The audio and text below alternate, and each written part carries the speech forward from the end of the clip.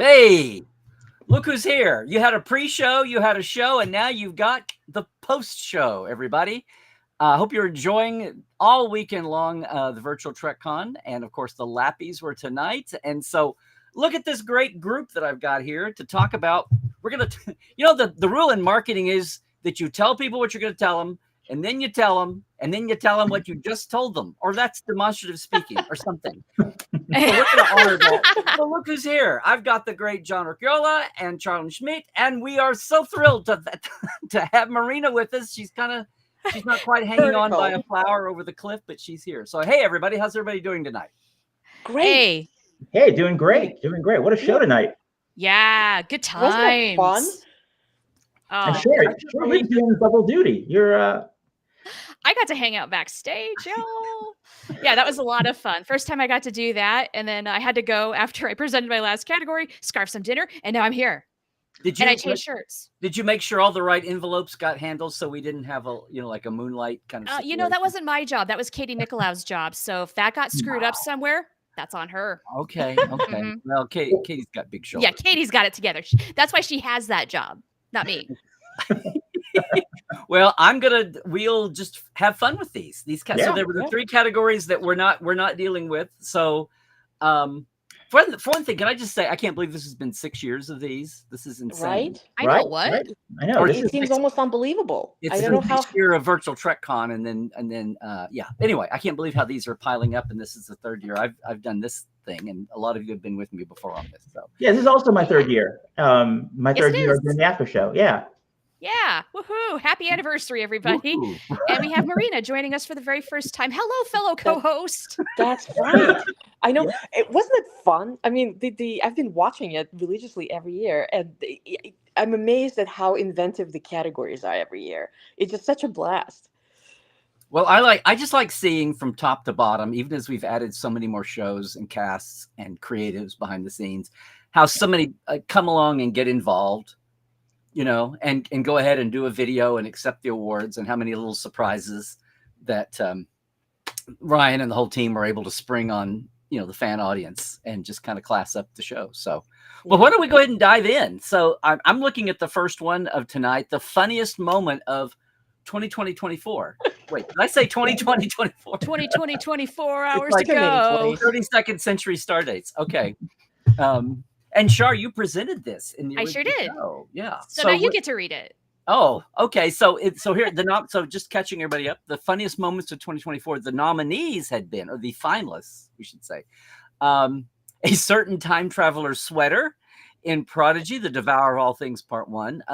Ransom decides to go for his warp phrase, engage the core. From next generation on Lower Decks. Tahana says, "I'm a doctor, not whatever this is," which was an awesome moment. I fell off my chair that they squeezed in a McCoy line for her at the very end. In Fully Dilated, all the Kims from all the alternate universes are still ensigns except for one. Right.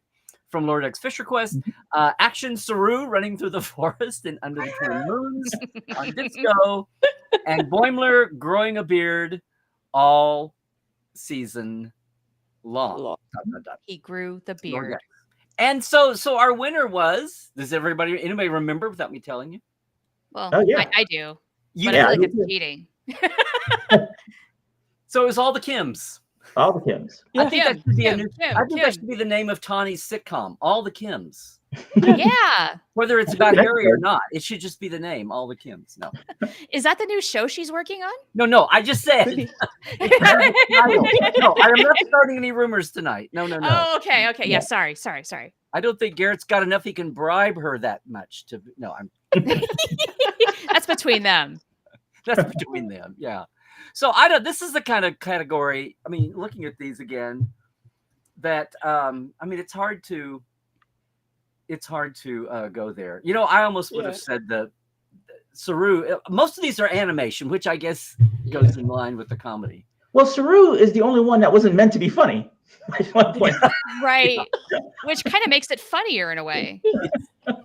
Oops. But you've got to agree. It's like what you said, Char. There's really no wrong answers because every single category, every single answer is kind of right in a way for somebody. Yeah, Boimler growing a beard was a great running joke, Hilarious. but it's not a funniest moment, like. Right.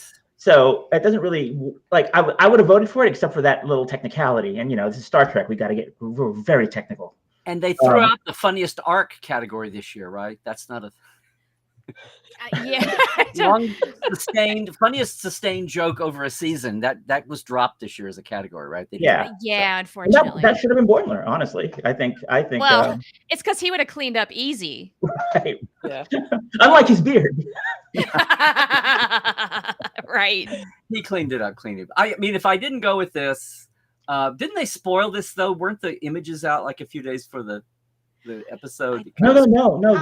I remember Mike McMahon saying that like they worked hard to wipe all the trailers of any semblance of beard. Okay. No, not the beard. I'm sorry, the multiple Kims. Oh, the multiple Kims. Yeah. That was revealed like with the first trailer. That was like that was what they gave us to get us all excited while they hid all the other stuff like T'Pol. Yes. And yeah. Well, anyway, I'm just looking at this and thinking I probably LOL the most at the Tahana I'm a Doctor line, especially when she curses. Oh, it's like when did I ever think there would be an I'm a Doctor line where they're effing it up? But of course, it would have to be her in Lower Decks. Lower Decks. I mean, her going feral on Boimler, where she just like a regular cat would shakes her little butt and then pounces and pounces and pounces.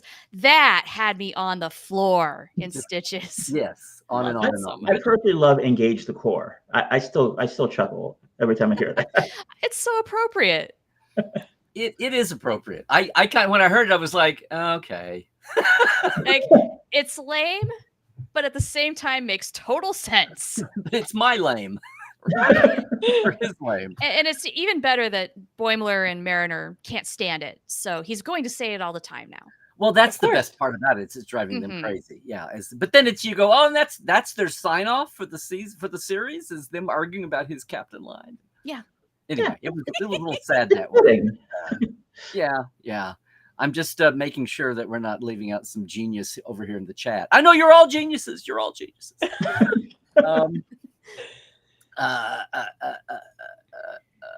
Okay.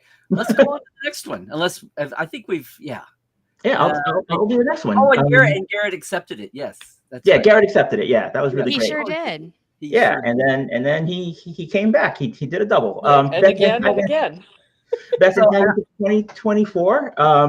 The nominees were the Loom from Star Trek Prodigy, Locke from Star Trek Discovery, Elias Tufexis, Maul from Star Trek Discovery, Eve Harlow was great. Essentia from Star Trek Prodigy, who was Jamila Jamil, also fantastic, and 2-Pip Harry Kim from Star Trek Lower Decks. And the winner was 2-Pip Harry Kim. Yes, he's 2 for 2. Yeah, in a row. And I have to admit, I did not expect that. I picked something else entirely because my logic went, I don't know. For some, it's like it was great. I'm like, I again, it's not a wrong answer, but I did not expect it to keep 2-Pip Kim. Yeah, especially when the Harrys went for the Joke Award. Yeah, I appreciate the fact that this was, and I think the world. I mean, I've tried to beat. This was my personal thing, and I've tried to beat it into the world that listened to me. I appreciate the fact they called this best antagonist and not best villain. I get really tired of villain being that word. So I appreciate the word choice. But having said that, so Marina, what was the one you were expecting? You thought to be perfectly honest, I did think that Locke would win. I mean, again, it was not my choice. I picked actually Essentia, but I expected it was going to be Discovery that would get it. I think Locke and Maul kind of Discovery vote. I think if you kind of consider them a pair, so it's like one can overshadow the other, really. Yeah, I agree. So therefore, if you can't vote for both, you vote for neither and go for something else, maybe. Right. Oh, they cancel each other out. It's like the secret of their relationship. It's like when 2 different Star Treks get nominated in an Emmy category and they cancel each other out, and somebody else gets basically. It. Yeah. I see. And the other thing here is these are all individuals, but the Loom. Yeah, that was on the other end of it. Like I was surprised that this was chosen because the Loom, I wouldn't call them an antagonist because they're such a force, if you will, of like, they're not exactly like, is there some kind of a thought behind of what they do? They just do what they do by nature. And we had that wonderful discussion on Mission Log about this, that, they're not like a straight on villain or antagonist, really, if you think about it. So, yeah. But they did threaten the multiverse. But then again, so did Harry Kim. Yeah. 2-Pip Kim. So, And so did Essentia. And. Yeah. No, the Loon came out of nowhere to me as a force, as a thing. I really thought they were pretty spooky. And I really thought, they were. all They were props to terrifying. the Dominion structure of 3 species and all of that. I really thought that they were maybe the most imposing, kind of scariest thing since the Borg. Really, because they were very spooky. Like And then and then that they were on Prodigy, where you had like little kids watching. I mean, Alice hasn't seen them yet, so I'm gonna wait. I'd love to hear what you think about them. Alice. Yeah, but I just thought they were. I mean, at the time, I was like, "Ooh, this is kind of creepy." And then I went, "Oh, what are little kids gonna think? Like, they're gonna be, yeah." I'll take your Dexter Remick's head being blown open with the mother creature inside and raise you. I don't think it's that bad, Larry. Another generations. Well, just that. Just the creepy. Yeah, or in any earworms. None of that's happening on Prodigy. So yeah, yes, yeah. But okay, so Garrett wins again. Oh, excuse me, Harry Kim wins again. Yes, 2-Pip Kim at that. Very the specific. SOB gets to pick it up. Okay, then we have most skilled pilot. That's a given. Yeah. I thought so too. Would you like me to run down though with who got nominated? Sure, I'll let you do them. Sure. I'll let you do them. Thank you. Thank you for the privilege. You're cued in already. Go ahead. So, I mean, it's kind of obvious who gets nominated for a category like this. Let's just go down the list. Travis Mayweather, Lieutenant Ortegas, Riker, Kayla Detmer, Tom Paris, and Sulu. And of course, it's the best darn pilot you could ever have, Tom Paris. Mm-hmm. Yeah. Which the only thing about this made me wonder that they've gone so heavy on Ortegas's character on Strange New that I was thinking in 2 or 3 or 4 years who would win this. But we'll see. The freshness of the new of the fresh. Yeah, I mean, when I thought about it, I kind of leaned towards Ortegas too, just because her whole deal is being the best pilot in the galaxy. But Tom Paris flew that Voyager through 7 years of the Delta Quadrant. He flew it through every obstacle, every celestial body, every Borg, every alien. And as he pointed out also, when he accepted the award, he also built the Delta Flyer. So he gets a little extra credit there. So yeah, no argument there. Tom Paris, best pilot in the galaxy. Hands down. Yeah. And you know what? And the little piece of this made me feel bad for George and Sulu, because the original series, they didn't have pilots, that they'd say the helm, and they didn't even say that in TNG. They were so busy saying the con officer and the ops. I mean, it was not until they kind of went retro with Tom on Voyager and started talking about pilot this and pilot that, which in the flow of Trek being produced felt like a real throwback. And now it's what they say. And now Ortegas is a pilot. And I think Travis, they would refer to him as, I can't remember if it was helm officer or anyway. It seems like he was born in space. It seems like that's been a retro thing that came to the franchise after the first 3 or 4 editions. So anyway, it's still interesting to me to hear him talk about pilots like he's the only guy in the cockpit. But and then when Garrett got back on and razzed him, it's like Garrett, there's going to be a category where no one's going to want to hear from you. But I mean, what are you going to do? He's still there. Let him. Yeah. Let him razz his friend. Is he in the chat? What are we looking over here? Yeah. It was great to see Robbie. It was so sweet of him, the way he accepted it, that the importance of Star Trek to him personally. That was lovely. Yeah.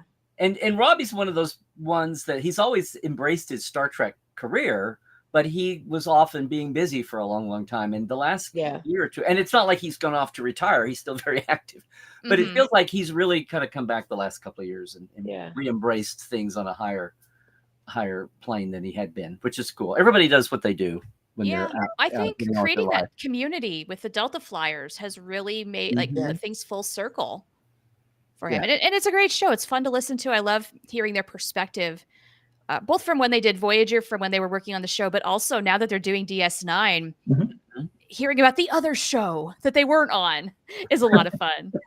Yeah, that little sibling rivalry thing that they had. Right. Yeah, they got that. We didn't get that. It's fun. That's that's just continue. It's worked for all these years on stage for Garrett, and then he just kind of infects Robbie with that, and they just run with it. Yeah. Yeah. I know they're doing it together. It's very nice. Yeah. Well, speaking of Voyager, so next we have the category of funniest moment in Voyager. So I guess these are leaning into the anniversary year. Yeah. Yeah, a little bit. Absolutely. 30 years. I find that kind of like insulting. 30? Not old. Yeah, but that must mean I'm. Oh no. Yeah, I Don't know, do right? that. John, don't do that. Exactly. You're doing no. Apparently, you all have an issue with temporal existence. So I suggest you go talk to the prophets and see what they can do for you. I'm going to hit up Wesley the Traveler and see what he can do. There you go. You have options. There are options here. Good thing. Good thing. So, yeah, the funniest moment in Voyager, Seven saying fun will now commence, which has come back to me lately in a lot of ways. I've really come to appreciate that. Tom Paris turns Harry Kim's date into a cow in Fairhaven. Body and soul, Heaven hides the doctor's program in her Borg implants. Get the cheese to sick bay. Which, okay. The doctor sings La Bohème Mobile. Mobile. That's Alabama. Yeah, La Donne Mobile to Tuvok before spraying him. Delete the wife. A drunk 7 of 9 says, "We are one." And the winner, I'd forgotten this just now. And the winner was... Fun will now commence. Fun will now commence. Yes. Which is just an all-purpose. I think that's just a line for the ages. It's just a good all-purpose Trek applied to real life line. It's a meme too. I was just going to say, it's every Friday somebody posts, every Friday somebody posts, "It's the weekend, baby," and then it's 7 of 9 at the bottom saying, "Fun will now commence." It's true, and I guess that does have something on "Get the cheese to sick bay," which I think is the funnier line. Yeah, same. That's the one I picked. Can I just say, among old timers who've been with the whole damn franchise from rerun baby for original series, but I fell off the first time. Well, actually, I heard about it because Janet came home and said they've actually finally got a funny line in a Star Trek. Oh, really?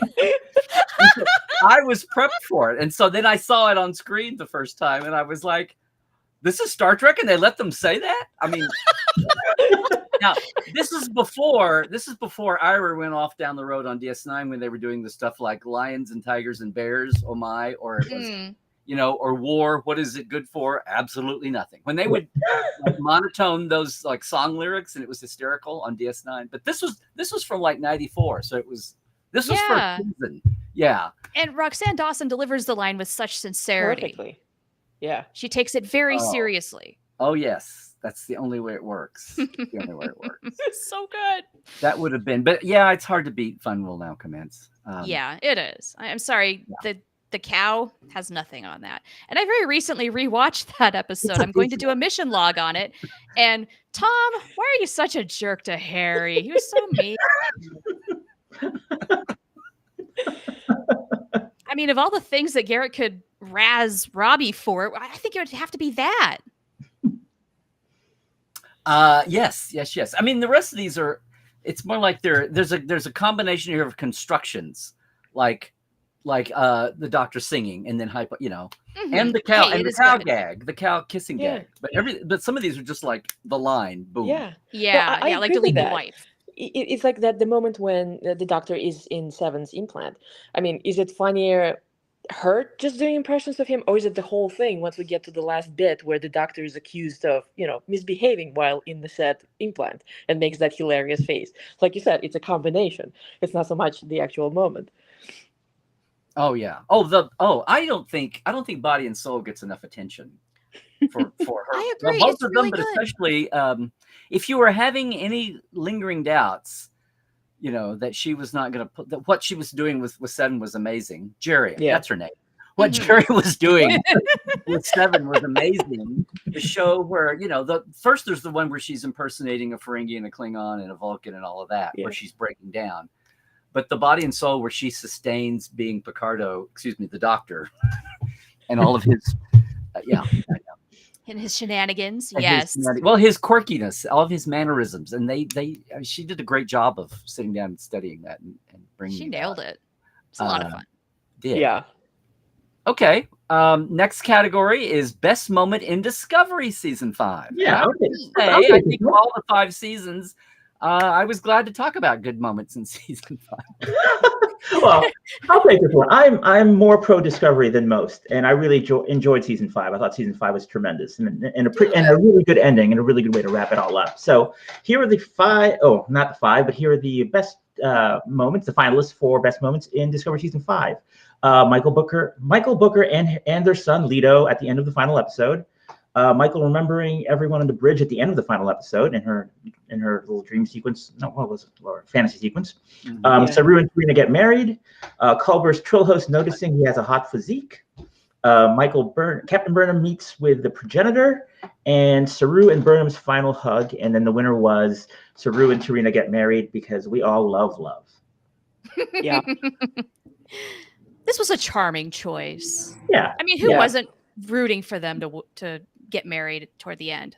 My only thing about that, and I remember I talked to Doug about this, was that I wish it was a whole episode. I wish they had a wedding episode, like O'Brien and Keiko got, or and Bex, you know. Well, they didn't have as many episodes a season, so they could dedicate a whole one, unfortunately. But yeah, that would have been cool. A nice story. Yeah. And I love it. It's one of those really natural pairings that, Doug was actually talking about it, that it was never supposed to happen. It was not a thing until they actually had scenes together, and it turned out to be, oh my God, there's like crazy chemistry there. Yeah, the audience totally saw it.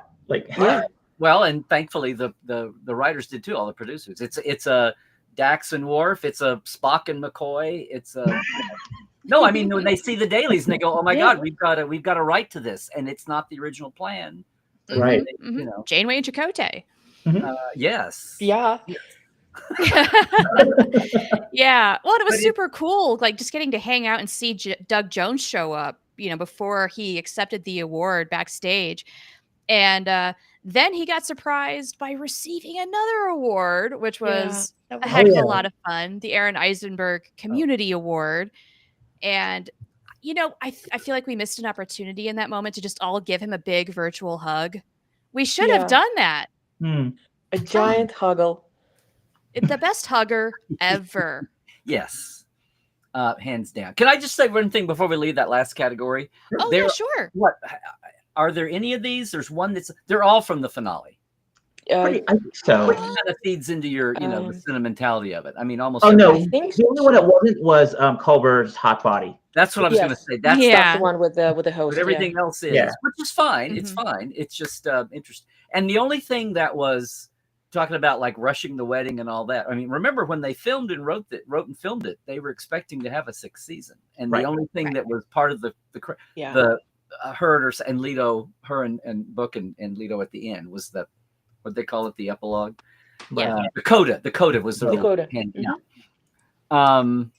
So everything else was planned to be that way in that episode, thinking they would have more. So no, I'm agreeing. It almost felt like, and now we have to save 5 minutes for the wedding, but that it wasn't even because they weren't going to get another season. That was the plan. So I mean, heaven knows they spent enough on that scene, I'm sure. Costume wise and everything. Weddings are not cheap, man. Yeah. But it was good to see Doug. Absolutely. Oh, Doug is amazing. Doug is the best. Guy. And Doug will be staying very busy for the years to come. He's not. Oh, no doubt. Yeah. Okay. Oh, this is interesting. The most Federation moment. That's like a little brass plaque or something. In Prodigy season 2. Yeah. Yeah.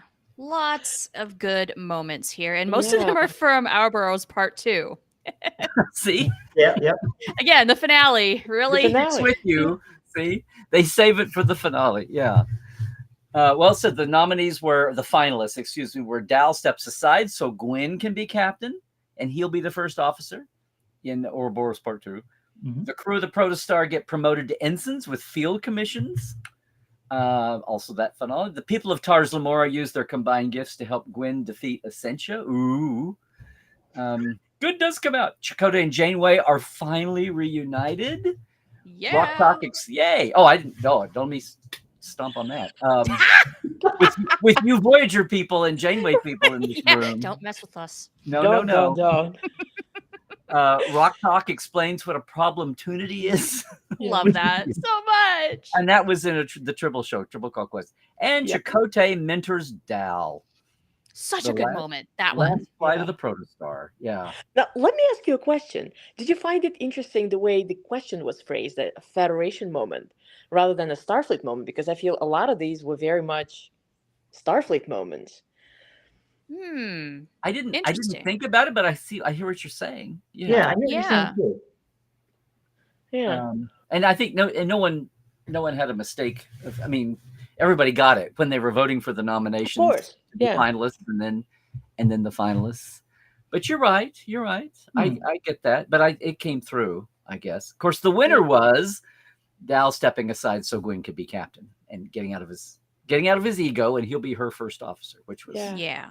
And that completed Dal's character arc of him just Yeah. assuming that he was going to be captain and then maturing and understanding and learning that he still has so much to learn. And Gwen, for her part, has the command. She has the maturity that he lacks, and to be able to sit in that chair. And purely from visual standpoint, I love the fact that this was the ending of like, well, what did he see in the orb of time? Because like he's obviously reacting to something that he sees, and now we actually see the end result of it. So that was like a lovely little circle there. Too bad we can't get MC Aaron Walke here and Right. tell him about this. Well, yeah, the Hagemans, they weren't live. They recorded it. Yeah. Yeah. What you just said about it's too bad we can't see Dal keep, or it'd be good to see Dal keep evolving and maturing. I want to say yes, it would be great to see all of them keep evolving. And Right? maturing. Would it not? Ahem. Hashtag season 3. And can I just say something? Oh, go ahead. Oh, we're just telling Netflix yet again, hey, you've got a hit on your hands. Please make more. Yeah. Put the Hagemans and Aaron Waltke back to work, please. A whole team. All I was going to say was not watching Prodigy, but the last time Cadet Alice was here, her favorite show is oh my God, the Octobots, which is about, it's like humanized little animals, and they have an underground sea station, and they run out on missions helping different sea creatures. They all talk to each other. And then I noticed that we kept watching them, and they have a little song and everything. It's amazing. And then after a couple of seasons, suddenly they went to ground, and they had agents around all over the world. And so these animals here needed help, and we can't. But they changed format, and they added some characters, and I was like, oh. And I went back frozen, looked at the years, and the original run was 2015. They were made 2015, and the newer run, they had like 2 or 3 movies, and then they had a new run in 2021. And I was like, oh, this is animation world, and it was all the same, voice actors and everything. But we are so used to live action being the way it is, and tied to ego and money and careers and all that. And animation, my point here is, a lot of people are going, oh, they're never going to get Prodigy for a 3rd season. It's been too long. And it's like, that's the way that world works. Yeah. Until they say it's not happening, there is hope. It ain't over until it's over. And I hope so. That show deserves to be. It was just getting people engrossed. I know. They were just getting started. No, the audience was just getting started. That too. Yes. Okay. So the next category, and Lolita presented this, favorite one-off for DS9, which is an interesting way to phrase this category. Favorite one-off character. Character. Yeah. So Loss, who was the other shapeshifter that JG portrayed. Pell, the actual female Ferengi when they were still in hiding. Helene Udi. Amon Maritza, Harris Yulin. Oh my gosh. Tosk, Scott McDonald in full gear. Tyron, Jeffrey Combs, which was his first time on DS9, I think. Yelgren, Icky Pop as a Borda.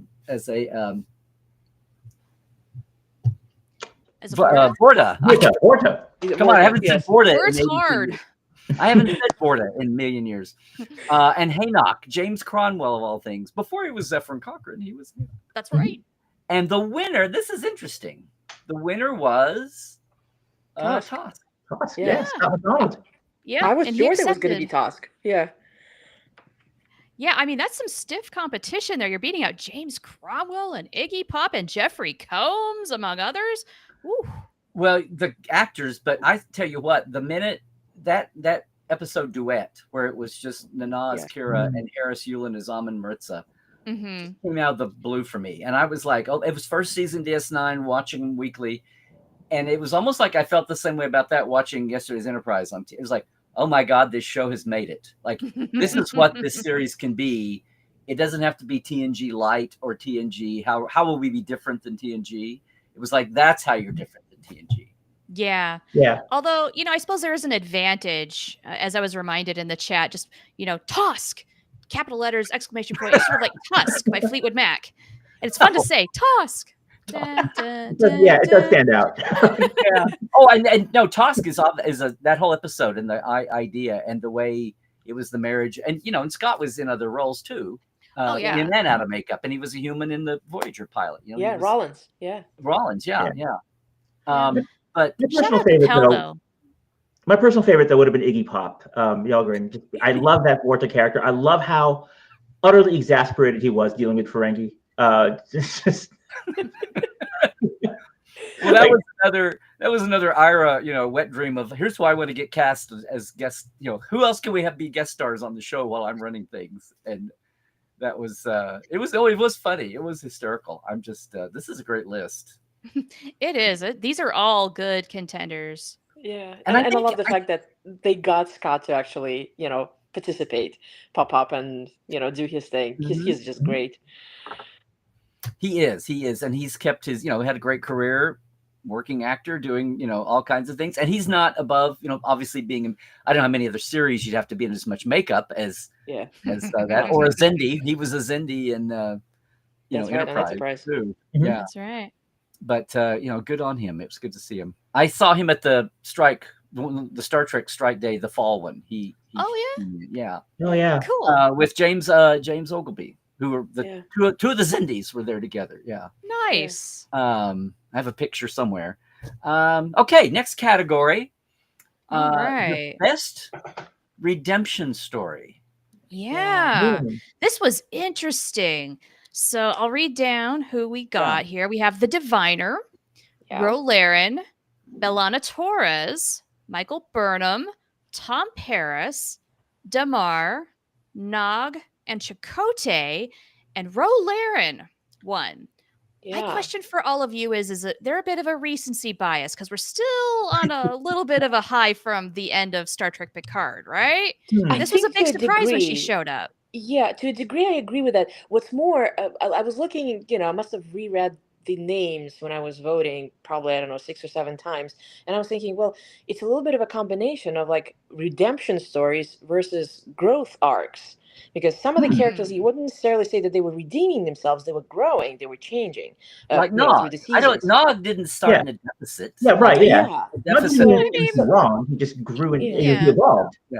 Yeah. So in this case, I think Ro was actually there's probably a little bit of a Picard season 3 influence, but at the same time, I think she certainly had a very interesting arc if you kind of look through the decades.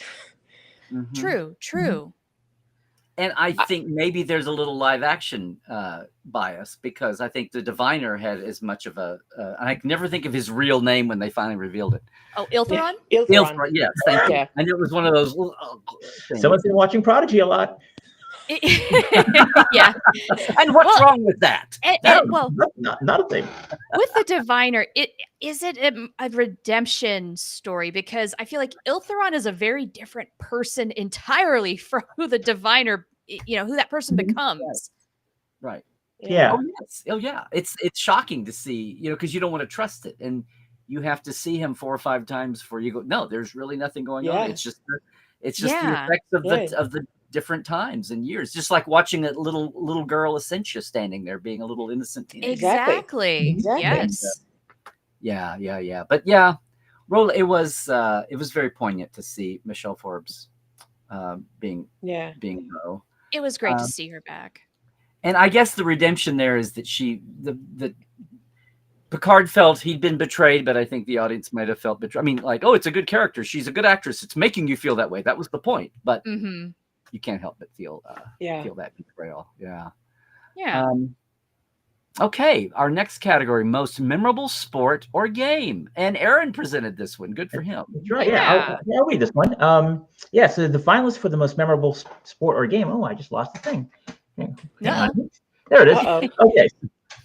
So the most memorable sport or game, the finalists are Q challenges Cisco to a boxing match on DS9.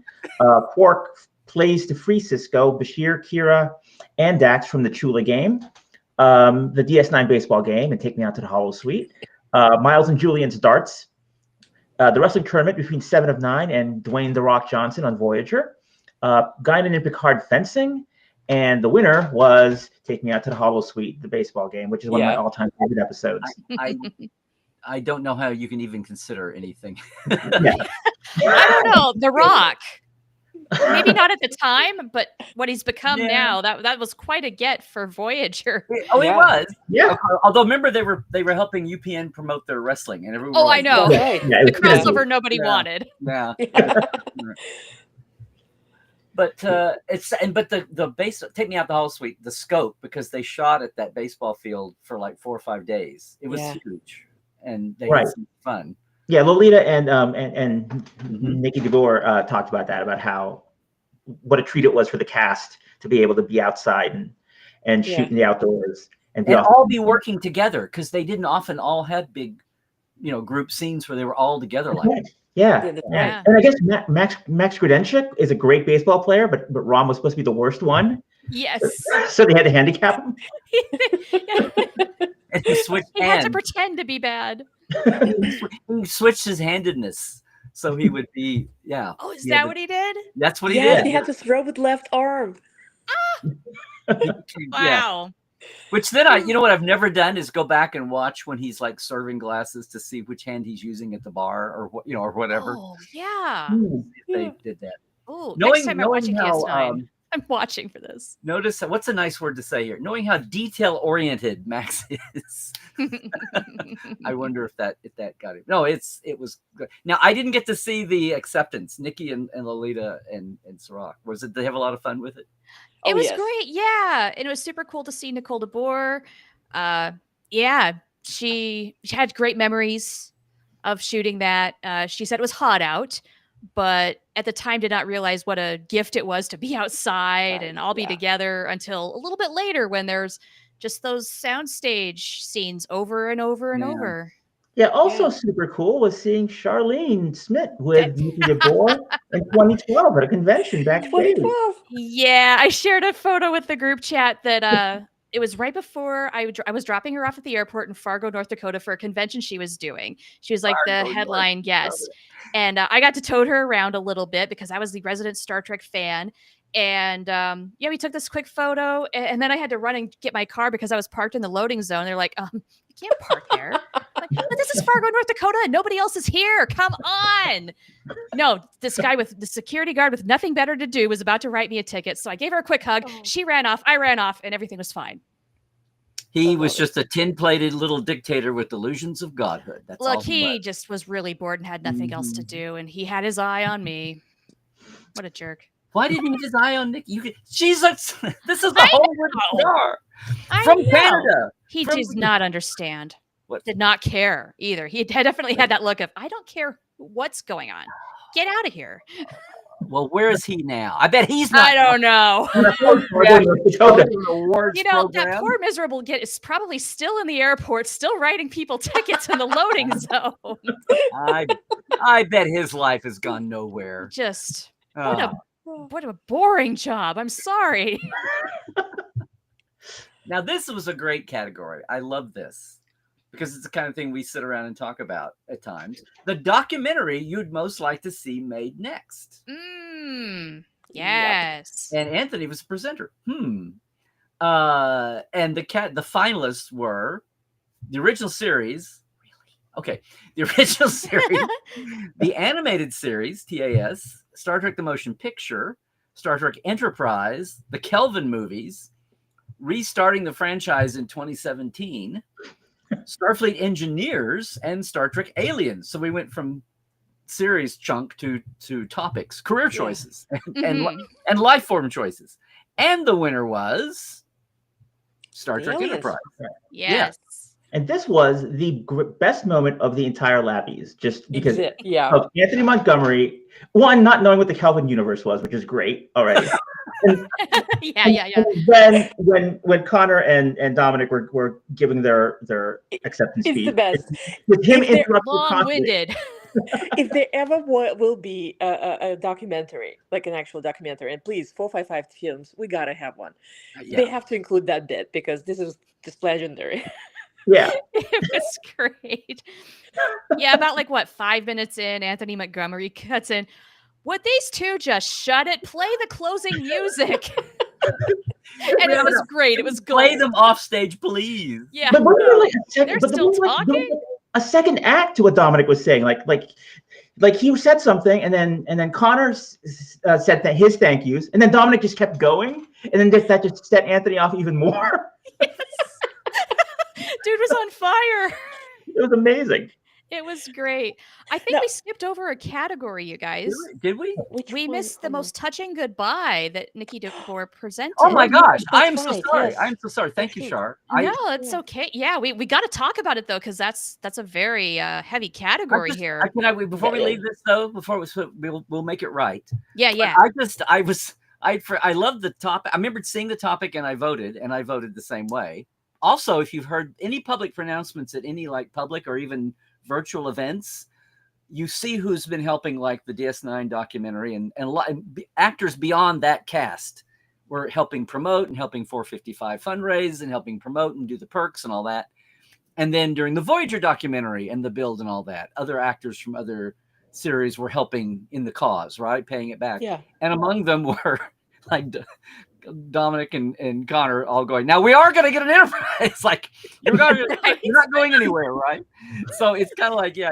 That was inevitably the next. And I just want to say, I think the original series had a 20 or 30 year head start on getting documentaries. So yeah. It's time for Enterprise. I think it will. Yeah. Yes. That's another movie that we should see sometime. Time for Enterprise. Anyway, yes, the most touching goodbye with Nikki there to present it. Yeah. All right. I'll run down this one. Okay. This is what we had here. Hugh and Geordi, I'll try to remember you from Iborg. Nog to Jake. Has there ever been one of your kind and one of my kind who were better friends in the Siege? Miles and Julian's goodbye and what we left behind.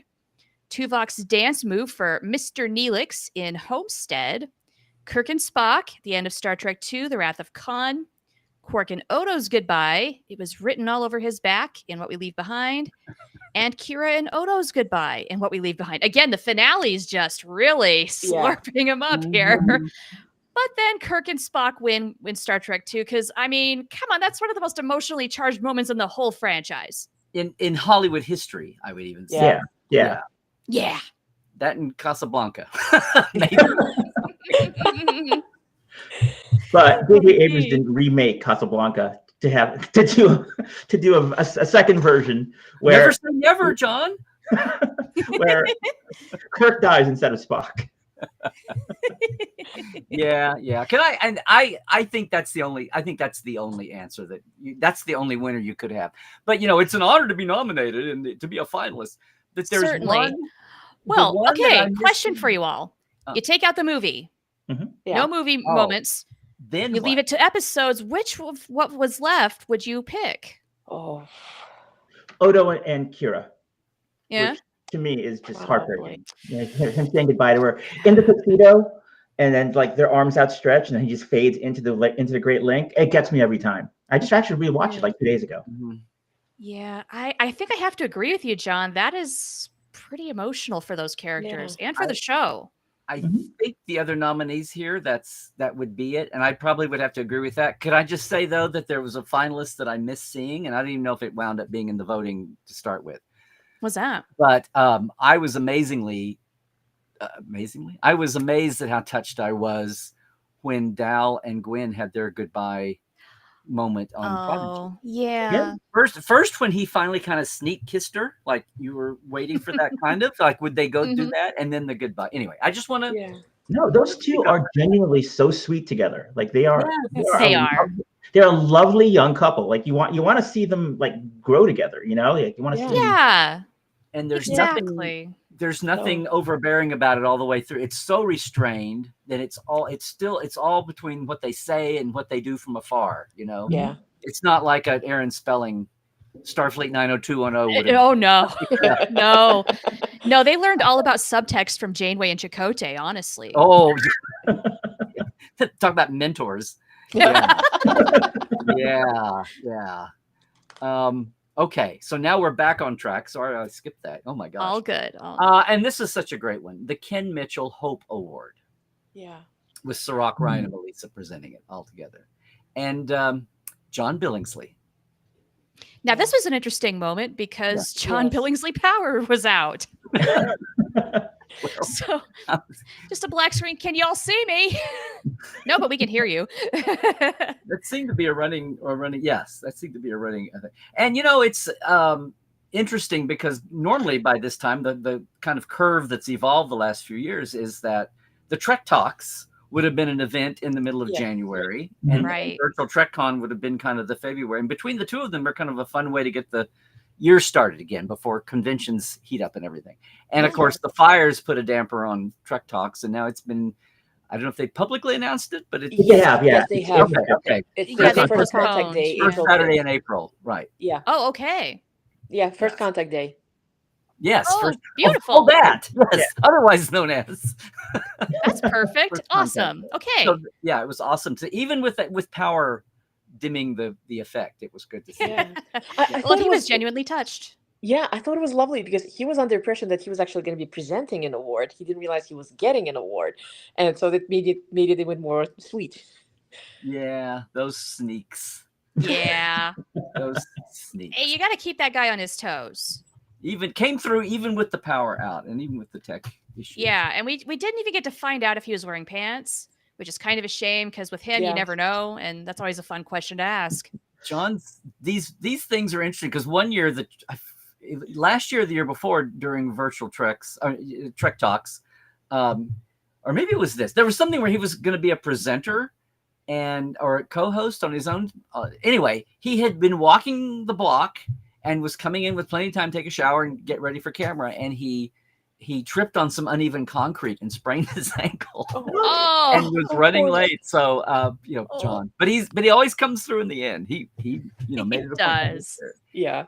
Oh my gosh. Okay, so I didn't mean to be calling out for Prodigy like it was being aggrieved, but they had their own category here, the best twist in Prodigy, and there were plenty of them.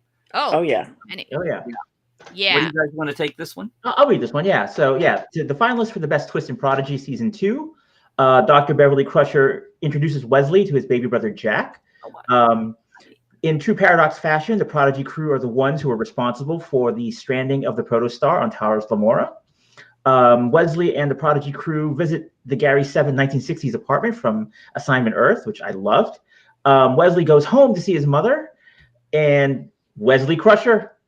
So in the category of Wesley Crusher. So, the whole thing Wesley.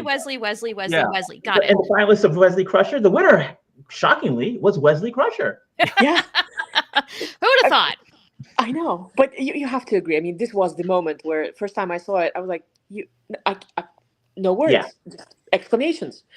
Yeah, so many things just click in that moment. The first time you saw what, Marina? Wesley, when he appears in the episode, Oh, okay, yeah. Even the Beverly getting to introduce Wesley to Jack, even though it was like that tiny little kind of moment. It was great. Yeah. The whole thing, the thing that it creeps into your consciousness when they're in Gary 7's apartment and they're just there and it's just a retro thing at the beginning, and then you're like going, wait, that's the Beta 5. Wait. Mm-hmm. Wait. So much like, fun. Oh, you guys, you're just an animated show. What are you doing? You're not Lower Decks. What are you doing this? Hey, they can do it too. It's okay. Sneaking upon us, Aaron. Come on, what are you doing? Well, honestly, this list brings up something that I was really, I would say, genuinely mad about with Star Trek Picard, where Wesley does not call his mom. We're like, why? Why would you not do that, Wes? Oh, it's because it happened here. Yeah. Yes. Yeah. And I love the fact that we get Janeway to just basically say, call your mother. It took Admiral Janeway to do it. And that was actually a low-key little awesome crossover too. It's the first time ever Janeway met Beverly Crusher on screen. Yeah. Mhm. Truth. Yeah. Yeah. Cool I moment. remember there was a time when I remember thinking the upside of the short seasons and the having a plethora of shows and a Yeah. buffet of flavors was that we grew up having every cast and every show in a box, Mhm. you know. And aside from the years when you could have TNG is going to overlap, we're going to have Bashir come on Yeah. to the Enterprise, or have somebody go over to, you know, to a launch. It was all about commerce. It was all about promotion and marketing, you know, and it wasn't like driven by story. Okay, so Picard helping launch the S9 by coming in and letting Cisco yell at him. You know, okay, that was the thing, but past the premiere, you weren't going to see that. Or having Quark be there with Tom and Yeah. sort of say Tom and Jerry, Tom and Harry, and but it's like, guys, they're all living at the same time frame. You know, if you can get Yeah. out of your little series Come box on. and let people interact, and they don't have to, then don't do it too much. Don't have it where the only 36 people who know each other are these three casts. I mean, that's, you know, the other end of it. But, and it's been great to see. That's been the beauty of the show. And the animated's not letting that fall, you know, Lower Decks and Prodigy both playing in that, you know. Yeah, I mean, they really took advantage of the fact that being an animated show, they could have legacy characters come in. It doesn't matter how old they are. It doesn't matter what they look like. They can be that character as we remember them again. And, you know, and as you said, the shared universe just expands, and it feels like one giant cohesive universe. That's one of the things that the current shows are really doing well, especially Prodigy and Lower Decks. Mhm. Agreed. Yeah, And that's they've exactly right. got I mean, that freedom, this was that's- all. yeah. Yeah, all these legacy characters served the story. They weren't there just for empty fan service. That's what made it even more beautiful. I do wish, since they had Baby Jack Crusher on, I wish they got Ed Spalier just to do baby voices. Oh my gosh. Would that not have been great? I mean, he would have done it, I think. Probably. Something about the way you said Baby Jack Crusher. I thought of like a pirate or a gangster or a or a Supreme song, you know, or something. Baby Jack. Well, all the versions. I don't know. That's multiverse Jack Crusher. He's one of those in every universe. Yeah. That's what we need. That's what you do with the third season Prodigy. I don't know. Now, from all Most this, Hagmans are watching. These are great ideas, and they're free, man. Take them. So from all this hilarity that's ensuing and commencing to the most shocking moment of 2024. Indeed. And in this category, the finalists were seeing a captain, Michael Burnham, actually getting a happy ending to a series finale. For real, though. For real, yeah. Kovich's true identity being revealed. Wesley Crusher appearing in Prodigy. Didn't we do this? Okay. Essentia uses Wesley Crusher to power her mega weapon. The reveal of Starbase 80. Damn. And Rutherford pulls off his implant. And the winner is Wesley Crusher appearing in Prodigy. Yeah. So Wesley Crusher cleaning up, man. Yep. Yeah, basically. He's trying to. We had this Garrett Will thing going on tonight. Yeah. They're the big winners of the night. And as cool as this was, I mean, totally deserved. I actually Will, Prodigy, I'm all for that. I actually expected that it was going to be, probably a toss-up between Kovich and Michael Burnham. Yeah. Especially Kovich. I think I'm almost positive that's the one that I voted for, because that was, for me, was just such a shockingly beautiful, delicious reveal. That was me. Nothing against anything else, but and the seeing Michael actually get a happy ending was, to me, it was a little bit of a dot connecting thing. Like, it wasn't the event in the show. It was like you yourself as a fan and audience member knowing how the franchise is and doing that. You know Honestly, what I'm saying? That's why it's the most shocking thing in this list to me is, they actually did it. Nobody died. They got to live happily ever after. They're still married. They're not sick. Their kid's fine. Oh, thank God. So I guess I'm being cynical here. The whole thing about me voting for Kovich's true identity being, spoilers, it's Daniel's, was the fact I was going, oh my God, Now I knew better than this by now because I knew the staff had populated with some real Eric Robbins and Carlos Cisco and a whole bunch of people are like fan human encyclopedias, human canonistas. But I still had a moment of, oh my God, somebody on Discovery knows who Daniels was. To you. Right. And I mean, but then to say not only do they know that, but like that's the choice they made and went there. Yeah. And it was like, oh my God. And then you get into, well, we know what Brandon wanted, but maybe it was Kovich Daniels was future guy. And I mean, not to open up that can of worms, but anyway, but yes, that was, I obviously love Wesley. Obviously, it was, but he had his own category. Right. You got the other one. Is this fair? I mean, then again, we did get to get Will Wheaton to accept, so that was cool. It was really nice awesome. to see him. Yep. Yeah. That was so cool. Yeah, he's great. This next one was interesting. Char, you presented it. You want to do it? You want me to do it again, or harder? Okay, harder with more emotion. I could do the Jenny R. Johnson where I just move my hands a lot. I could do that. That's where she I won't. That's all her. That's how she draws her power. Is that what it is? Is it just like the kinetics of it all? The friction builds and then the energy. Okay. I'll try that. All right. The best series to introduce Star Trek to a first-time viewer finalists were Deep Space Nine, Prodigy, Voyager, Strange New Worlds, Next Gen, and the original series. Next Gen won. Now, I'm a little biased. I think Prodigy probably should have taken this one, but you know what? That is just my personal opinion, and there is no wrong way to actually do this. I mean, whatever entry point into Star Trek works for you, pick your flavor. Do it. I would argue for Strange New Worlds. I think that's the show, especially to non-nerds. If I want to present Star Trek, this is the show I use, and it works because it is really? for non-nerds. For non-nerds, absolutely, yeah. I mean, because in certain ways it's reminiscent of the 2009 Star Trek, which was a great entry point. Again, for non-nerds, for people who just Star Trek, I've heard of that. What is that? That's the guy with the ears, right?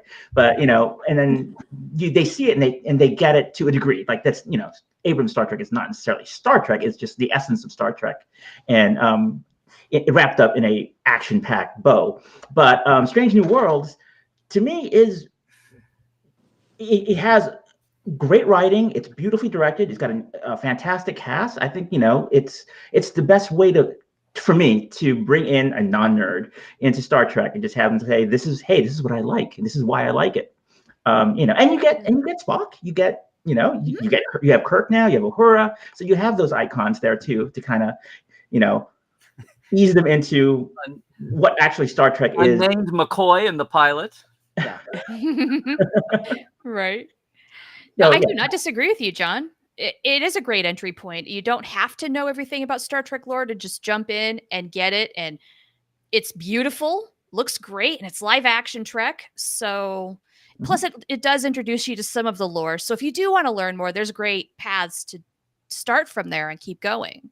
Yeah. Plus with Next Gen, Prodigy is fantastic, I mean, it starts from square one. Yeah.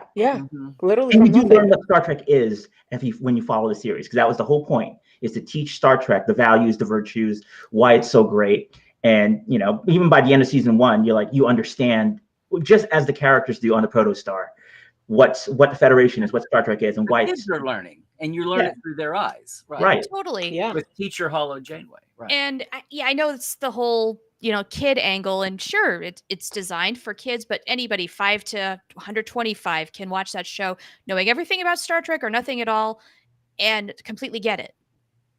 Yeah, absolutely. What was I going to say? Oh, Next Generation. If you okay, that's fine. I'm not going to take an award away from TNG, but the bogey with TNG also is, if you're introducing somebody to it, then you get into the old time-honored thing of, do you start with Farpoint, or do you just skip to 3rd season, or what do you Right.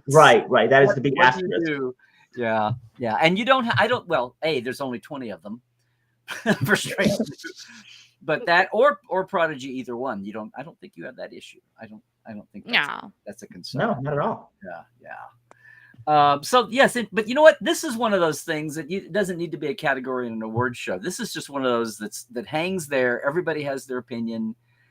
The simple day back when there weren't 15 series or whatever, and you had 80 shows. And I just remember one day deciding that I was going to show my mom Tomorrow Is Yesterday because it started with an Air Force pilot and you saw everything through his eyes, the original series, when that was all there was to deal with. And that's what I remember picking for my mom to show her. Okay, I want you to sit down and watch this. And yeah. Anyway, those days are long gone. Funniest episode of Lower Decks. This is a category? It sure is. You can't just have a 10-way tie? Okay. Right. Well, nope, we had to narrow it down. The finalists of the 10-way tie, or what should have been a 10-way tie, are episode 9, Fissure Quest, episode 7, Fully Dilated, episode 5, Starbase 80, and episode 4, Farewell to Farms. And then the winner ended up being Starbase 80, which you know what? I don't argue. I don't argue with that. I love the Starbase 80 episode. And we are going funniest. Yeah, that's up there. It had fantastic callbacks to the original series and Enterprise. It has one of my favorite jokes ever, which is when they walk past the store selling all the old uniforms, and it's like, these are the uniforms of long dead men. Yes. And the pile of red shirts. Yeah. Which a lot of people, the first time they were watching it, I think were all like, they were busy like looking at all the detailed things that were equally funny, right? But there's a thing, and it's they're kind of like in the back. And it's almost like the second time through you go, hey, wait a minute. There's a pile of red. You're going, there's a monster maroon hanging over here. But no. It's that you want. Yeah. Yeah, the only thing about this is some of them kind of, I'm blurring together. I was going back through for another thing, going back through some of the Lower Decks. This Farewell to Farms, I'll always remember because it's, the brothers. Yes. But yeah, Starbase 80 was just hysterical. And so was that engineer named Eugene? Was that supposed to be an homage to Gene Roddenberry? I thought so. I thought so. Yeah, it was a soft, and I think I was somewhere, either Twitter, or I said something to, I was tweeting at or DMing Mike, and I'm like, was that supposed to be an homage to Gene? And I think he did one of those enigmatic, just like wink, wink. Wouldn't surprise me or something, It's like, yeah. Now I had to step away from this. Who were the Starbase 80 cellmates that received the award? I do not know because at this point I ran off to get dinner so that I could be here for this show. I think one was Carly, definitely, and I did not know the other two ladies, unfortunately. Okay. But there was actual voices from that episode. Not sure, actually. Funny. The chat's going to be screaming, which I have. Yeah, you guys tell us. Please, I've been really bad about not catching up because we've been so engrossed here. Yeah. It was at this point that I had to leave the LLAPy, so I don't know what happens from here. Yeah, Joel. Our snacks are all made of bugs. Yeah. That was yes, you had a good excuse. So next category, the best new episode of 2024, which was across all this. For one thing, this year's awards didn't have 47 different series to deal with. I mean, they sadly, the ranks were starting to thin down as far as new episodes going. True. But yeah, had a good healthy list here. So the best new episode of 2024 across all series, Lower Decks episode 10, the new Next Generation, their finale. Lower Decks episode 9, the one right before, Fissure Quest, which was part 1 of the finale, with all the Kims and T'Pol and all the guests. Then season 5, episode 5 of Lower Decks, Starbase 80, Prodigy's finale, Ouroboros part 2, Prodigy's Mirror Universe show, Cracked Mirror, episode 14, Life Itself on Discovery, which was their finale, the finale finale. Discovery's episode 4, Face the Strange. Discovery's season opener, episode 1, Red Directive. They love their terms. Red Angel, Red Directive. And then Discovery's second episode 2, Under the Twin Moons. That was the winner of all of that was Discovery's episode 10 finale, the new next.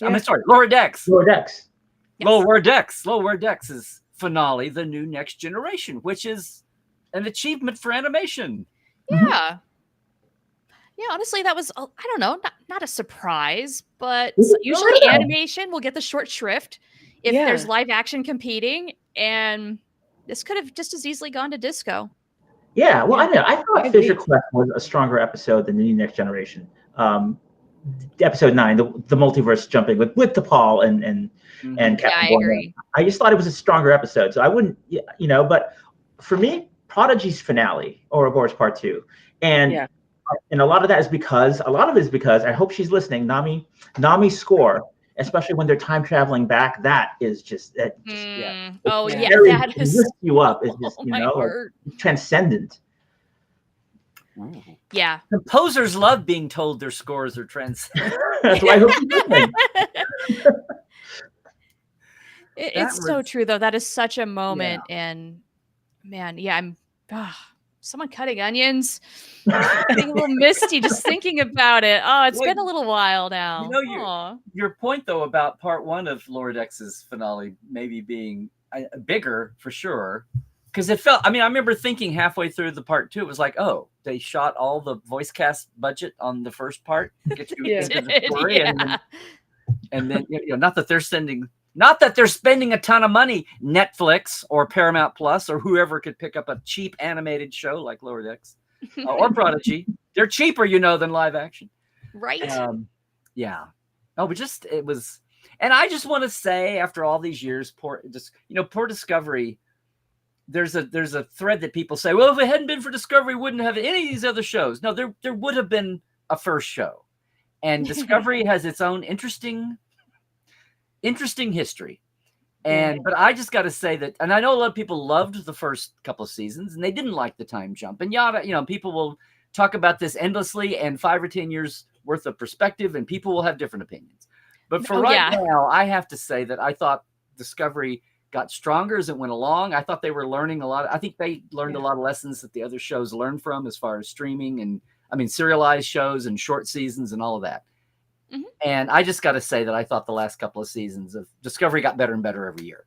And this last season and the wrap and the finale was right up there with anything. And some of the choices they were making on the writing and the way and the creative and the production design, the designs and everything that they did, and even got better, heaven forbid, on Discovery, of start making not crazy Easter egg callbacks like a Lower Decks style mania, but they were looking around, and like I said, COVID, COVID, they were paying attention, Daniels, And I will say, I love the coda. I love the epilogue of Discovery. I thought it was fantastic.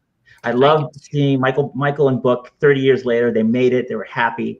They were, an older, loving couple. They had an adult son, and then she gets back on the ship, and they have that Titanic moment where everybody's seeing each other again, and then sending it off to Calypso to it's touching.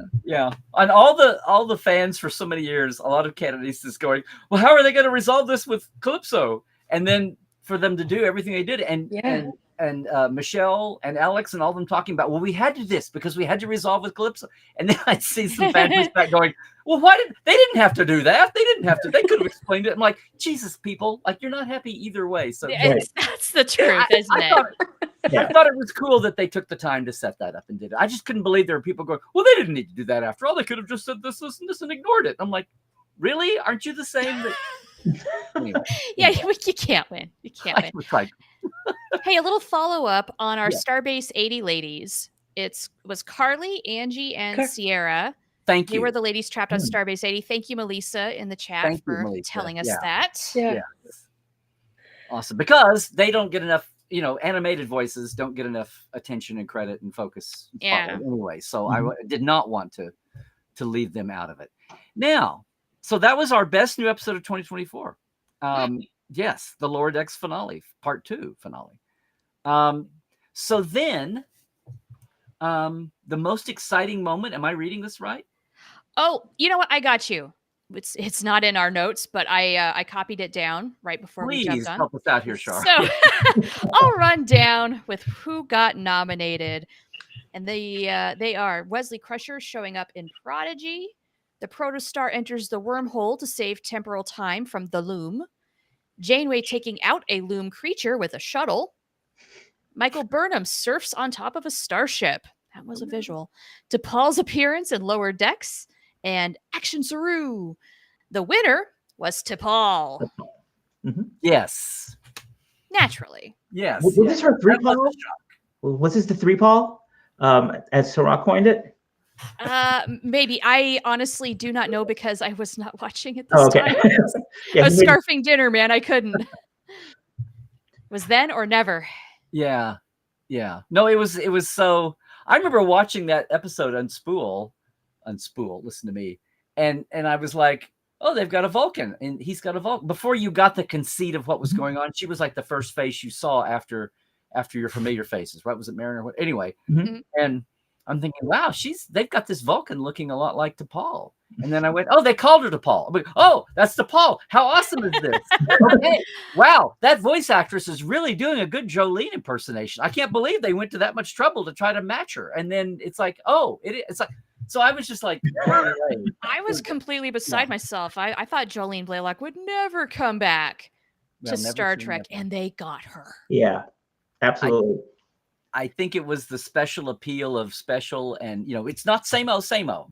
If someone's walked away, but they still have an affinity, it's funny. You never know what's going to be when people have their careers, or their life changes and all that. But it's obvious that the common wisdom, has gone wrong sometime before to the benefit. Like, oh, we could the Sherlock Holmes people hate us. We can never do a Sherlock Holmes story. Oh, yes, you can. Did you ask? So it's like those are one of those cases where that happens. Indeed. Let me bring back make sure we've got Marina back. Yeah. We had a hiccup. Boom. There we go. My apologies, a small one, but I'm back. All right. Very good. So anyway, so thank you. So that was the most exciting. Say it again, Char. Yeah, most exciting moment in 2024. T'Pol. Was and T'Pol. You know what? For Yeah, sure. Yeah, really. Truly. Yeah. Mm-hmm. And okay. So the best movie. Oh, this is one of those timeless categories again, right? Yeah. The best movie to introduce Star Trek to people who don't know Star Trek. And the nominees were First Contact, Star Trek 4. I assume this is Star Trek Roman numeral 4. Yeah. That movie that'll never get made. Yeah.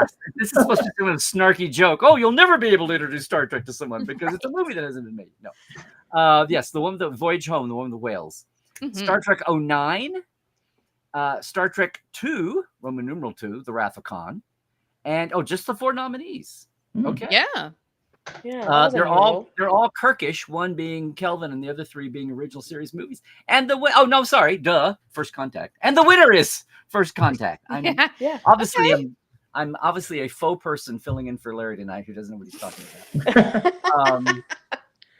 First Contact. Now I wonder if that is just because Ryan voted by himself.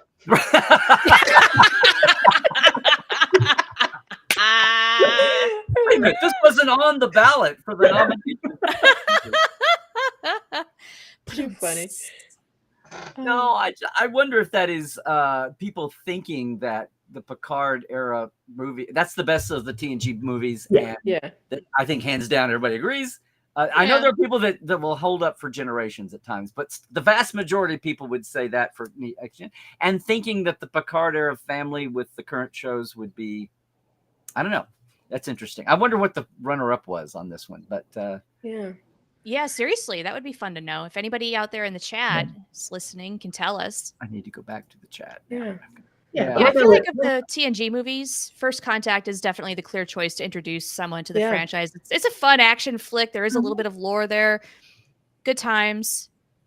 Yeah. 2009 really is a good one too, though. It is the best one, honestly. I mean, I think I already said that earlier, but yeah, it's fresh start. If the person you're trying to seduce into Star Trek is very of the moment, and like they'd be allergic to something from 30 years ago, much less 40 years ago, and 09 is definitely there to to help you out, I guess. This is, you know, things that those years creep up on us all, and we're so used to being in our ruts and thinking, oh, this is this, and then you turn around and realize you need a niece or a nephew or something, or one of your kids to go, what? No, Dad, no, Uncle, no. No. This is way hotter and cooler than that is. You're like, oh, okay. Well, a little mellowing, and we'll get you introduced to all of it. But, Yeah. So this is an interesting category. The best final episode of post 2017. So the modern, the new era. Yeah, all the New finale era. of Star Trek on Paramount Plus, shall we say? Yes. Yes. Super Soul Access. Oh, and Netflix, Star Trek on Netflix. Yes. Yeah. Yeah, Right. so I'll read these. The finalists are Discovery's finale, Life Itself, Lower Decks' finale, The New Next Generation, Prodigy's Season 2's finale, Ouroboros Part 2, and Picard Season 3's finale, The Last Generation.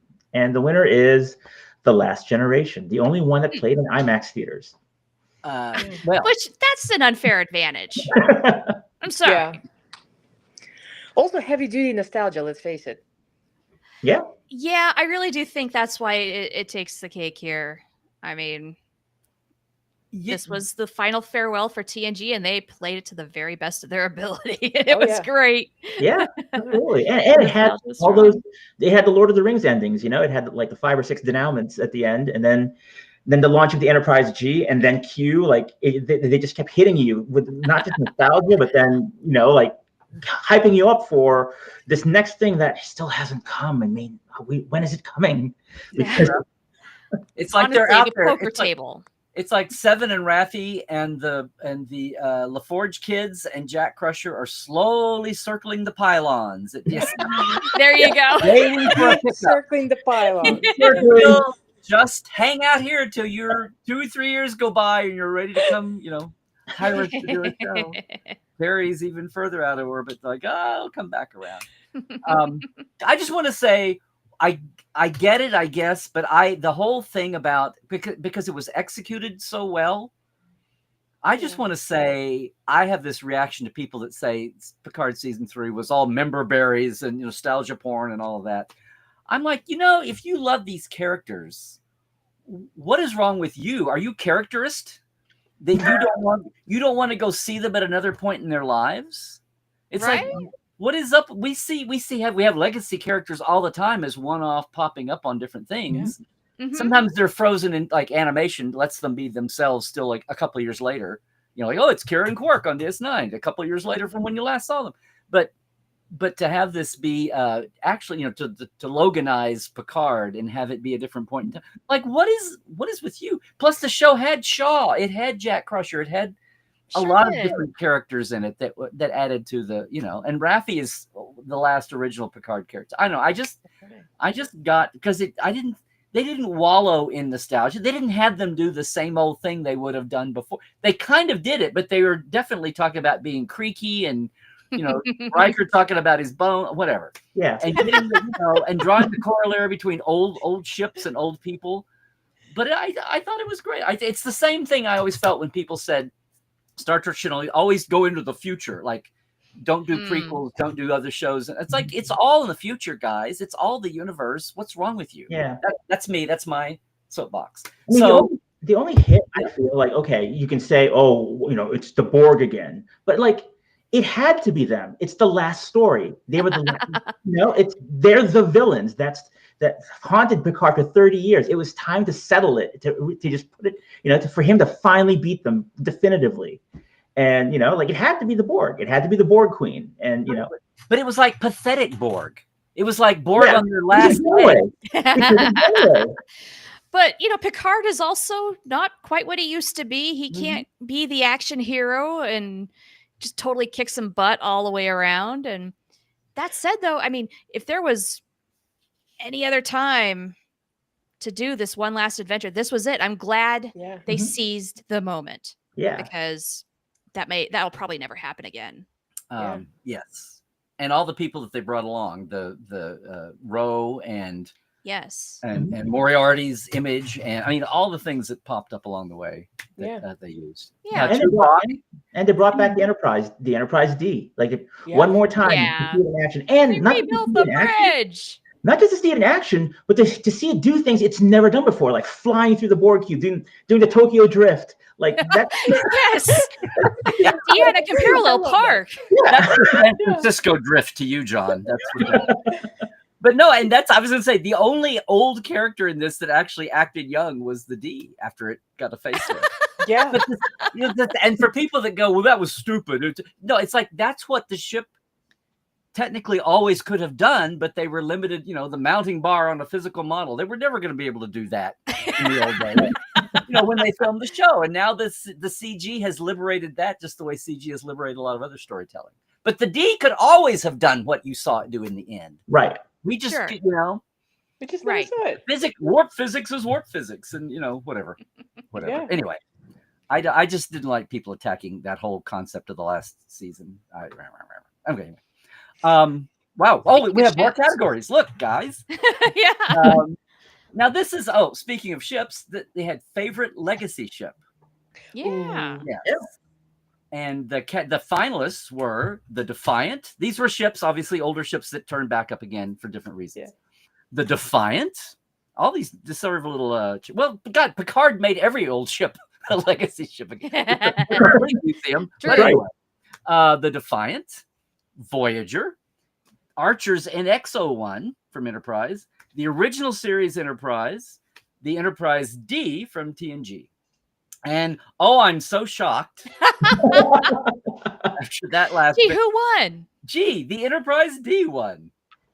I can't imagine why that was on anybody's minds. I can't imagine. They're voting. I've been suffering from severe memory loss. I can't imagine what we were talking about 2 minutes ago. Yeah.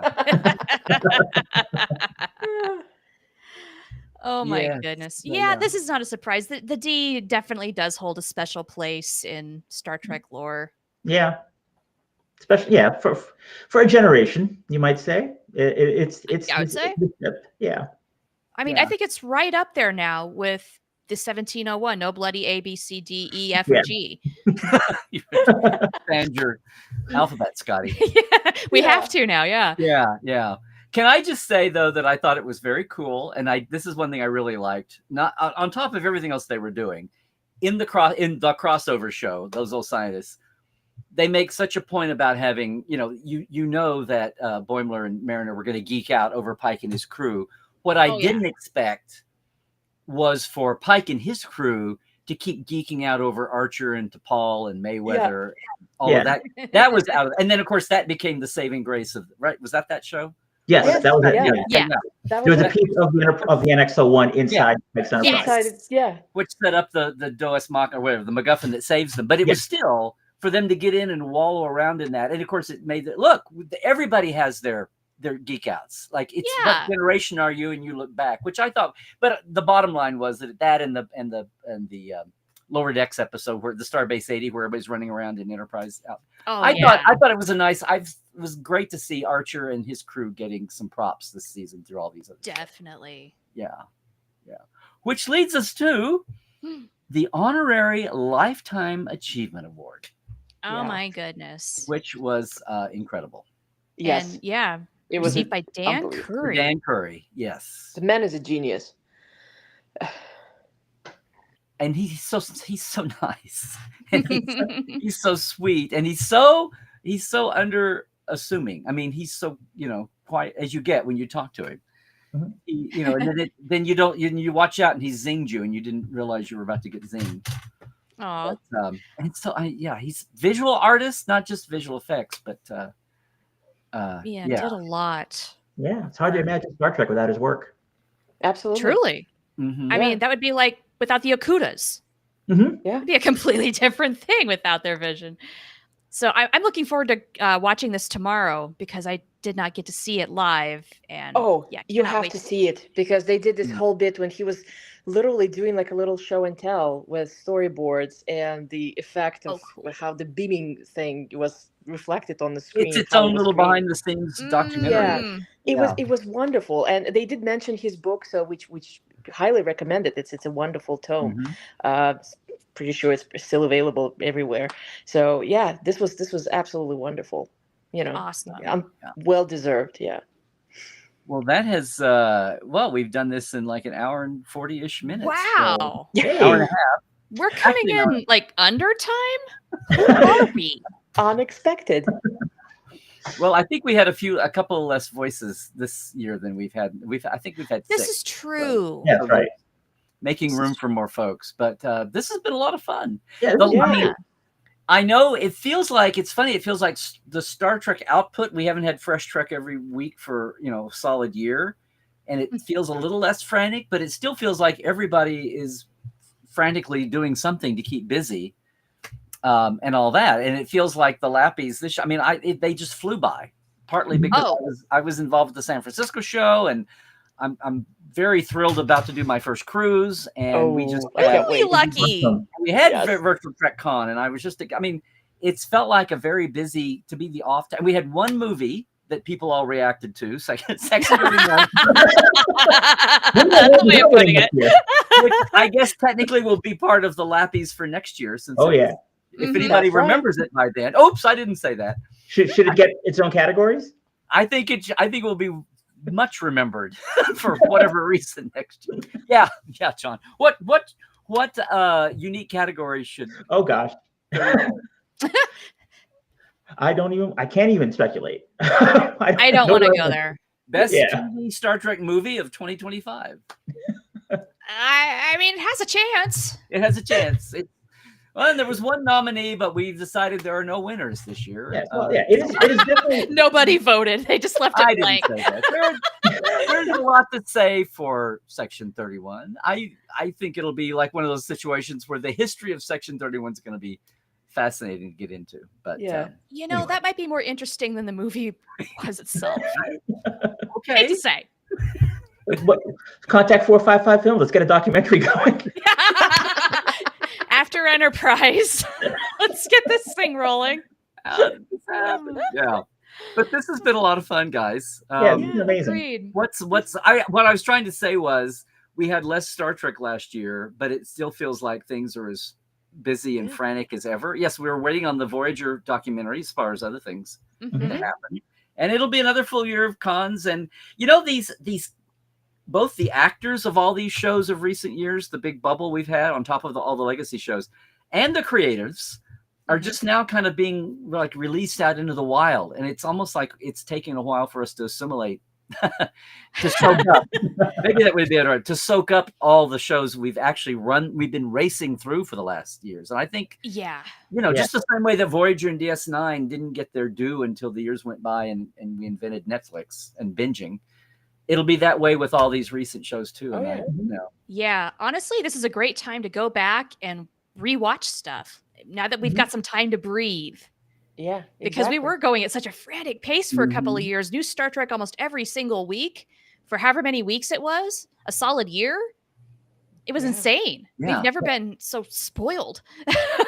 Which was strange because the pandemic was slowing production down, but then once they hit that critical mass of with 5 series, it was almost hard not to have all of that happen.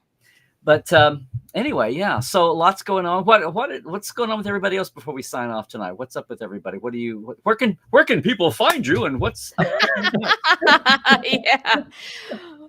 well, I'll go ahead. Marina and I, we went through every single episode of season 2 of Star Trek Prodigy and did that for Mission Log Prodigy, which you can find on the Roddenberry Entertainment YouTube channel, as well as a podcast for your ear holes. And had a blast doing that. We got to have a couple of interviews. We talked to Dan and Kevin Hageman. We talked to Jen Muro. We talked to Aaron Waltke, and hopefully with more to come. So stay tuned. We might be able to come back and do something here and there, and we'll let you know when we can do that. I know. Yeah, and we're hoping for season 3 because we need new material, Yeah. An announcement of any kind would be good. Yes. So I'm looking forward to the cruise. So Larry, I will see you on board. That's the first big thing of the year. First big Voyager celebration, seeing how we're in the anniversary year. So it's going to be interesting. Let's see how the convention circuit pans out this year. Should be fun. Yeah, and considering Voyager got cheated, as Voyager fans will say, the Yep. first year of the pandemic hit right in the 25th anniversary, Mhm. right? That's Yeah. right. Exactly 5 years ago. Sort of a makeup So- for that. Wow. Yeah. This year and Yeah. all year long. How about you, John? Oh, well, I am, as you know, the lead editor and head of Star Trek feature coverage for Screen Rant. So every day we pump out feature articles about Star Trek, all Star Trek, legacy shows, Paramount Plus shows, all the movies. And yeah, just you can check us out at screenrant.com. And also, I'm personally looking forward to Strange New World Season 3, which I am rapidly anticipating because, gosh, it's been 2 years since we've seen them. And, you know, and we're still sitting on a cliffhanger about what happens with the Gorn. Yeah. No strange. It feels like it was last year, but no strange new nominees. Not at all. Not They 2022. No. Yeah. It's amazing. That's right. It's crazy. Yeah. Yeah. Crazy. What about you, Larry? What are you doing? And then Academy. Well, we're still plugging away every week. You could catch me live on Tuesdays live, except I'm about to take 2 weeks off for that cruise. And when there is fresh Trek, we do a Second Opinion with Dr. Trek, which is like a reaction show. And I've got to get more Cadet Alice watches Prodigy for season 2. And yeah, that's all happening. But Portal 47 is still a thing if you want to deep dive with us every month. I've got Portales. I've got one here on screen smiling at me from almost the beginning. We're coming up on the 10th anniversary of Portal. Oh my Unbelievable. gosh. Talking about Yeah. years. We were not Zooming, but we were free conference calling with cameras before anybody knew what that even looked like. Yeah. We were doing it before it was cool. 5 years. Well, yeah. If you call a pandemic cool, sure. Wow. Before all that. So that and the Trek tours and a lot of things. And I don't want to be like vague posting, but stay tuned for later after the summer cons and everything have gone by. We've got something that's I'm killing me that I can't talk about it yet. And I hate even talking about not talking about it because it just sounds arrogant. But by the end of the year, having some news for everybody will be great. But meanwhile, there are lots to do. And yeah, strange new in between that. And everything at Trekland is there. I invite everybody to come over. LarryNemecek.com or follow me on the socials. And the YouTube channel. Please, everybody. I think we're done. As my business coach used to say, are we complete? I think we did it. Yeah. We did the show I thing. think we did. That And I just a shout out to everybody in the chat. I was going to try to maintenance chat and monitor, and I didn't do a great job. But thank you, everybody, for being over there and helping us out a couple of times with things. And the chat goes along, I think, with the recording. So It does. Yeah, you'll be able to catch that along with, this anytime you want to catch a replay, or if you're going to watch it for the first time. Hello, people in the future. yes, the whole weekend has been recorded. I know Ollie Yeah. and I did a virtual TrekCon special on Friday once again, which was a lot of fun. Yeah, you kicked us off. Everything on the weekend is going to be there, and if it's not already up, very soon. And again, salute to everybody, the whole crew for number 6 here and of the con, and then this edition of the LLAPys too. So Yay. Yay. Yeah, what we did fun. it. That was great. Yeah, that was awesome, guys. Great. Thanks a lot. yes, Yeah, thank you all. thank you We'll everybody see you who around. joined us. See a lot of you on. Don't they have you on? John, don't you a regular, semi-regular on Seventh Rule or on Netflix and Chill or? Once in a while, I pop in. I invite myself on. Is really what happens, and so we'll see when I show up again. There we go. And same thing for you guys too. Oh, I didn't say Trek Files for Roddenberry. Oops. Yeah, that's important. Trek Files is important, and it's Hey, weekly. And we we all have a do new so many Discord things. space, and I'm doing it every 2 weeks live, 4:00 on Mondays, live hour on the Discord channel. But you need to be in the Roddenberry Patreon, the mission log. It's $1 a month, so it's no big Yeah. deal. Come over And it's a join. blast. We have so much conversation going on there, plus the live conversations. It's a hop in place these days. It's a good community. Yes, Yeah. yes, it is, and I'm so glad I didn't forget to mention it. It's like the winning actor who forgets to mention their wife and/or their agent. Okay. We're doing so much stuff. I forgot to mention Star Trek and Chill, which I am doing most Fridays. So Yeah. Yes. yeah, with Ryan and Melissa, Jenny and Katie. Now, have we Yeah, got all our and- bona fides out there? I think so. I think we plugged everything. Okay. Yeah. Okay, phew. Okay. Yeah, we're now all marinating in far too many things. I mean, I happen to be an admin for the Star Trek Convention Experiences group. So if you're thinking about going to STLV and you have questions, hit us up on Facebook. Any questions will be answered. There you go. And you're still compiling the events list, right? The events, yes, that's right. Very good. Very good. Cool. Okay, well, enough about us. Let's go off and we'll go attack Star Trek and see what else there is to say. But thanks everybody for being with us tonight, and thanks everybody who took part in the award show. Thanks to Lambda Quadrant and the Sci-Fi Sisters for doing the pre-show. Yeah. And everybody who was a part of Virtual TrekCon, and thanks for having me, and everybody I'm sure is thanking for glad to be aboard, and we'll see everybody later. Yeah. Okay. Bye, Trek well, everybody. Keep tracking.